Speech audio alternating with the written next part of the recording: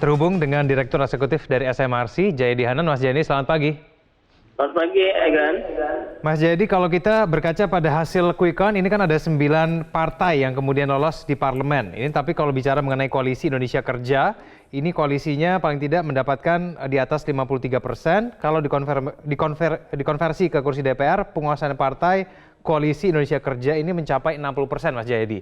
Menurut Anda dengan konversi yang mencapai 60% ini akan seperti apa nanti dinamika politiknya ke depan? Ya, pertama dengan koalisi yang sudah solid, dengan asumsi koalisi ini solid ya, maka tidak akan terjadi proses problem di 2014. Di 2014 itu kan pemerintah memulai dengan dukungan minoritas di DPR sehingga harus melakukan rekonsolidasi ulang untuk memperoleh dukungan yang kuat di DPR, sehingga setahun pertama itu agak kerepotan pemerintah. Jadi dengan asumsi ini solid, ini bisa langsung bergerak. Tetapi itu bukan jaminan juga, karena sekali lagi dalam koalisi sistem presidensial multipartai itu, tingkat kedisiplinan anggota koalisi biasanya tidak sekuat tingkat kedisiplinan anggota koalisi di sistem parlementer. Karena itu leadership presiden menjadi kunci. Yang kedua, tidak menutup kemungkinan akan ada dinamika di mana sejumlah partai yang tidak masuk, yang sekarang bukan menjadi bagian dari koalisi, ada kemungkinan untuk ikut masuk begitu. Ini partai yang nggak disiplin ini siapa, Mas Jayadi, dugaannya? Bukan soal siapa partai yang tidak disiplin, itu nanti tergantung kepada dinamika kan. Misalnya begini, kan sekarang ada 5 partai yang masuk parlemen kan, yang menjadi koalisi Pak Jokowi. Ya. Kalau salah satu saja dari partai itu tidak cocok dalam satu misalnya kasus atau dalam satu kebijakan, itu membuat total dukungannya menjadi berkurang dari 50% kan. Nah, karena itu biasanya dalam sistem presidensial multipartai, jumlah partai anggota koalisi itu dibuat lebih besar, sehingga kalau ada 1 atau 2 partai yang balelo di beberapa kebijakan, jumlah dukungan terhadap kebijakan tersebut tetap mayoritas gitu. Nah, ada kemungkinan seperti itu, karena itu menurut saya tetap ada kemungkinan akan ada beberapa partai lain yang mungkin saja masuk ke pemerintahan walaupun sekarang belum menjadi bagian anggota koalisi. Tapi kalau dibandingkan 2014, kira-kira potensinya lebih kecil atau lebih besar, Mas Jayadi? Yang pasti itu di 2000, dengan asumsi koalisi sekarang solid, yang pasti tidak akan terjadi kekisruhan koalisi dan dukungan politik di masa-masa awal pemerintahan seperti di tahun 2014. Karena sekarang sudah cukup. Gitu. Biasanya koalisi itu kan ada honeymoon-nya, ada masa bulan madunya. Setahun pertama paling enggak, atau 6 bulan pertama itu mereka akan solid.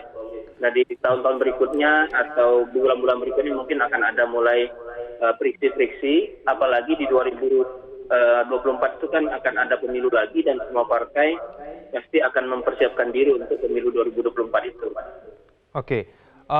Katakanlah kalau semua partai konsisten begitu ya, paling tidak mendukung pemerintahan, apakah juga akan semudah itu bisa kita harapkan pemerintah akan tancap gas, paling tidak dalam menyelenggarakan pemerintahan yang efektif?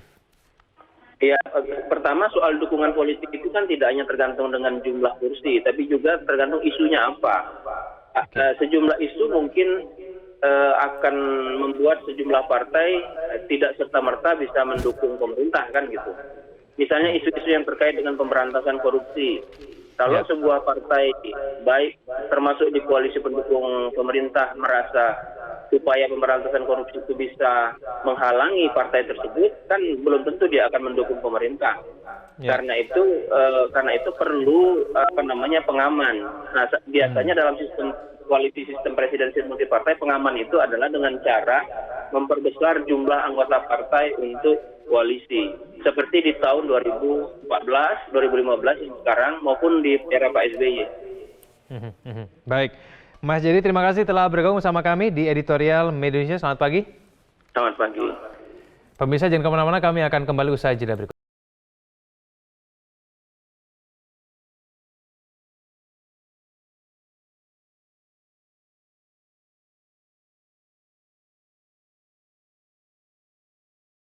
Kita akan sapa dulu penelpon pertama kita pada pagi hari ini ada Bapak Mauhalizar dari Aceh Tengah Aceh. Pak Mauhalizar, selamat pagi. Selamat pagi Metro, selamat pagi Indonesia. Ya, silakan. Pertama kami ingin mengajak seluruh rakyat Indonesia untuk dapat meneladani kedamaian perayaan Hari Waisak yang dilaksanakan oleh umat Kristiani. Selamat Hari Waisak. Jumat Agung mungkin Pak, maksud Pak Mauhalizar. Yang konon terumit di dunia, alhamdulillah ini telah terlalui dengan kegembiraan dan euforia dari seluruh rakyat Indonesia dari Sabang sampai Merauke.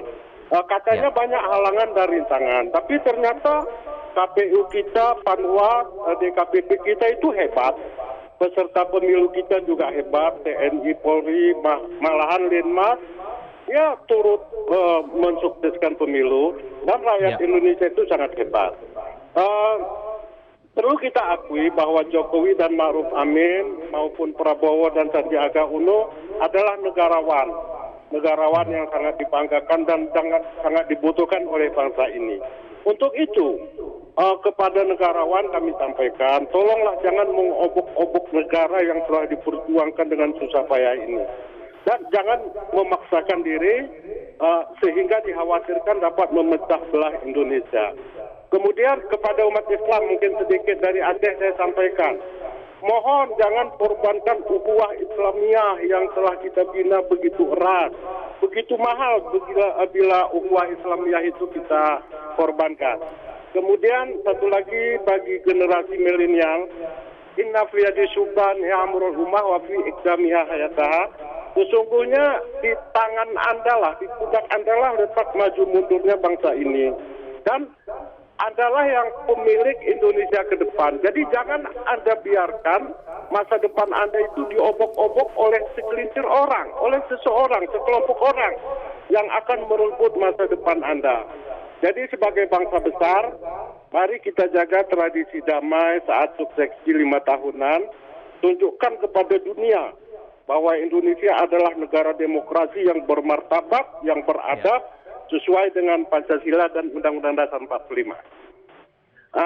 Kemudian mungkin satu lagi Pak ya, yang dinamakan demokrasi itu bukan hanya memberi kebebasan kepada kita semua untuk menyampaikan pendapat, namun intinya ialah yang menang bisa menyatakan menang dan yang kalah bisa menerima kekalahannya. Demikian saya dari Aceh Mauhalizar. Terima kasih Pak Mauhalizar dari Aceh Tengah. Kita beralih ke Pak Iwan di Jember, Jawa Timur. Pak Iwan, selamat pagi. Selamat pagi, Bang.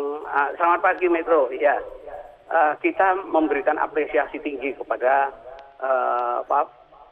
KPU, Bawaslu, kemudian Polri dan TNI. Lalu dari dunia memang unik Indonesia ini. Jadi demokrasi yang berhasil melaksanakan pemilu yang simultan seperti ini dengan pegawaian yang berat itu mendapatkan pujian memang. Jadi ini luar biasa. Kemudian yang ketiga, ingat dengan catatan bahwa demokrasi itu alat bukan tujuan, metode bukan tujuan. Oleh sebab itu maka kalau kemudian terjadi klaim-klaim atau protes-protes dan sebagainya, itu tolong dilakukan secara prosedural, hukum, kemudian didasarkan kepada bangsa, rakyat, dan negara. Nah, kemudian yang jadi masalah, kalau tancap gas pemerintah sudah pasti itu luar biasa karena berkaitan dengan 60% lebih dari pendukung di parlemen.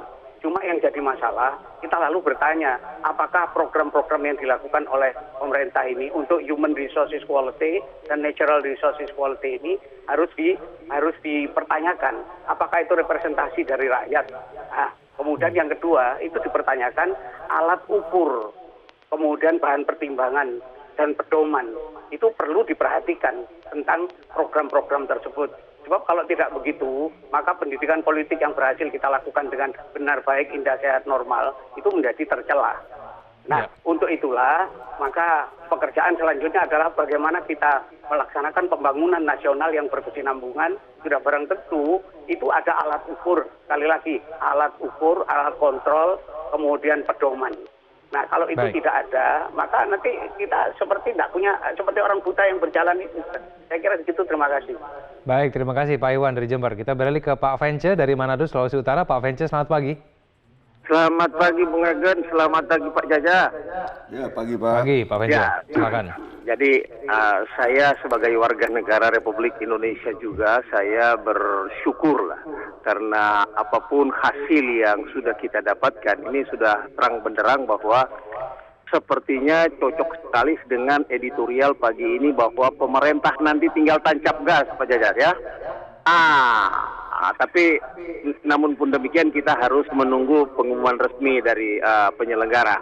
Nah, saya ingin katakan bahwa sesungguhnya ketika kita berbicara koalisi, nah ini koalisi itu adalah sarana untuk menuju pembentukan suatu pemerintahan yang sebentarnya nanti akan berimbas kepada apa yang menjadi ekspektasi masyarakat, apa yang menjadi keinginan dari seluruh rakyat Indonesia. Nah, ketika sebentar nanti Pak Jokowi melanjutkan, nah ini adalah tinggal meneruskan program-program yang sampai akhir masa jabatan periode pertamanya dia ini belum terselesaikan. Nah ini yang menjadi tujuan utama. Nah oleh karena itu pada kesempatan ini barangkali Pak Jaja, ya marilah kita sama-sama menghimbau baik partai politik yang bertarung di dalam pilpres dan pileg ini, marilah kita sama-sama satukan tekad, satukan pikiran, visi misi kita untuk membantu pemerintah dalam rangka melanjutkan program pembangunan ke depan. Karena apapun yang dilaksanakan itu semua adalah untuk kemaslahatan masyarakat rakyat Indonesia. Nah, ini tidak ada lagi yang namanya kesana kemari, dukung, tidak mendukung dan memprotes apa yang sudah dinyatakan oleh penyelenggara. Nah, ini bangsa membutuhkan sebuah pemimpin yang betul-betul pemimpin yang nasionalis.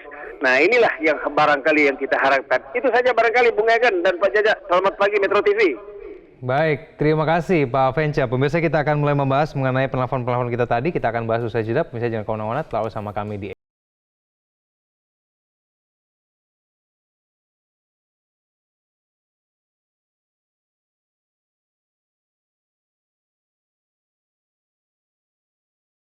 Media Indonesia. Mas Jajat, tanpa kemudian kita bermaksud untuk mendahului hasil dari KPU, tapi kemudian kita juga masih menunggu mengenai hasil dari KPU, dan kita juga mencermati tadi penelpon semuanya paling tidak sepakat begitu ya dengan pembahasan ini. Tapi juga faktanya Mas Jajat bahwa ini partai-partai politik ini juga tidak ada yang menolak mengenai hasil quick count dari lembaga survei gitu. Mungkin beda dengan Pilpres begitu ya. Gerindra ya. Termasuk Gerindra. Mereka mungkin tidak menerima mengenai Pilpres, tapi tidak menerima, tapi kemudian mengenai hasil survei mereka terima. Jadi kayaknya semua senang aja dengan perolehan suara di DPR nantinya begitu ya. Iya. Saya kira begini, ya memang ada yang mengatakan ini kok ada ambivalensi gitu antara kalau partai kelihatannya kok semuanya happy, gembira begitu karena menang. Tapi kan memang kalau presiden kan cuma ada dua, ya pasti satu di antara dua itu.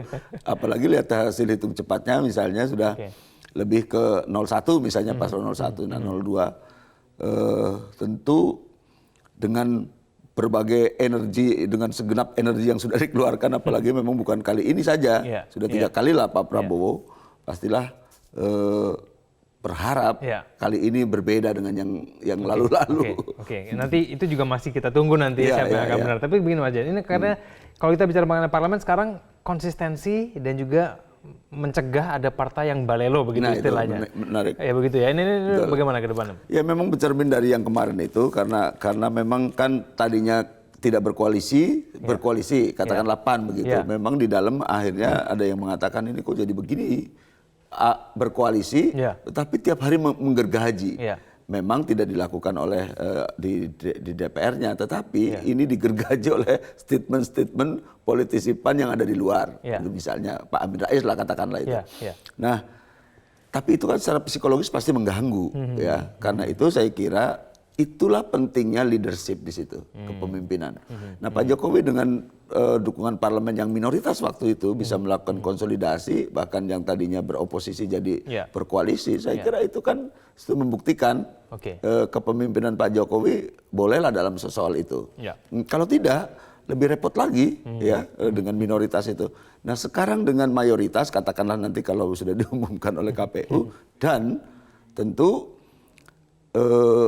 tadi yang Mas Jayadi Hanan katakan, problemnya adalah soal disiplin partai. Iya. Ya, disiplin itu karakter. Saya kira kalau itu hal-hal yang menyangkut kepentingan rakyat, orang banyak, karena memang politik pada hakikatnya kan sebenarnya untuk kepentingan orang banyak. Oke. Mestinya tidak ada yang berseberangan, mestinya. Tetapi kan lagi-lagi ada program partai masing-masing, ini ada 6 partai koalisi Koalisi Indonesia Kerja. Ya. Nanti ada program negara. Kan teorinya kepentingan partai selesai kalau begitu datang kepentingan negara, kan begitu ya. Tetapi kalau kemudian misalnya lah tentang pembagian anggota kabinet. Ya. Misalnya, ini pas jadi salah satunya kan problemnya ada di situ. Ribut-ributnya biasanya di situ. Jadi kurang di situ kurang. Mestinya karena kita harus kembalikan juga bahwa kabinet adalah prerogatifnya presiden. Ya mestinya coba dikembalikan ke situ.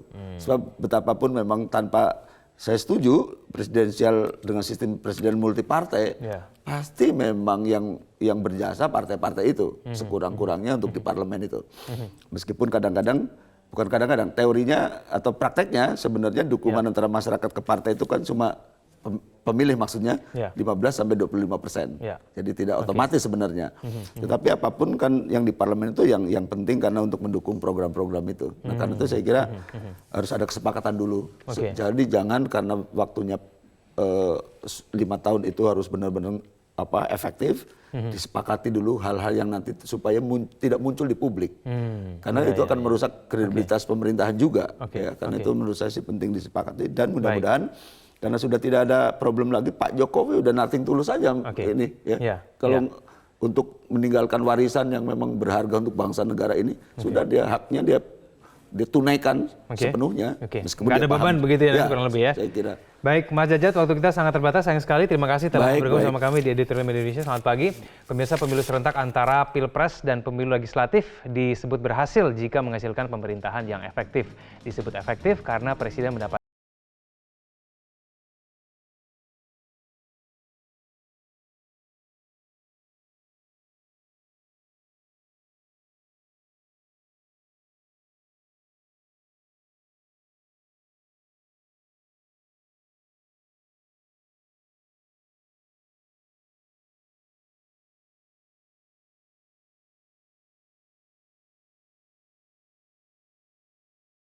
Metro TV, knowledge to elevate.